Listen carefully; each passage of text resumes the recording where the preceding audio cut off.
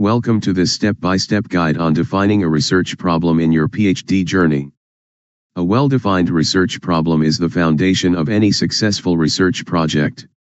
Let's explore the key steps to achieve this. Step 1.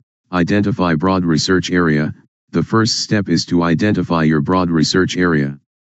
This should align with your interests and expertise. Think about the field that excites you the most and where you want to contribute. Step 2. Review existing literature. The second step is to conduct a thorough literature review. Explore past research, identify gaps, and understand the current trends. This will help you determine what has already been studied and what still needs investigation. Step 3. Narrow down the research focus. The third step is to refine your research focus by narrowing down to a specific topic. Avoid broad subjects and aim for a precise, researchable problem within your chosen field. Step 4. Define research objectives and questions. Once you have a focused topic, define clear research objectives and questions. Ask yourself, what do I want to investigate? What are the key questions that will drive my research? Step 5. Assess feasibility and scope. Before finalizing the research problem, assess its feasibility. Consider data availability, resources, and time constraints.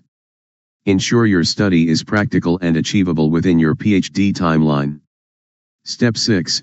Formulate hypothesis or research statement.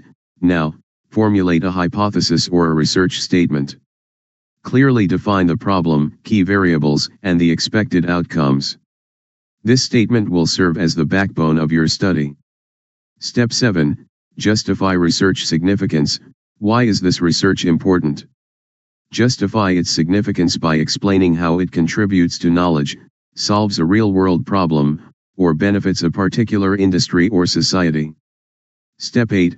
Finalize research problem statement.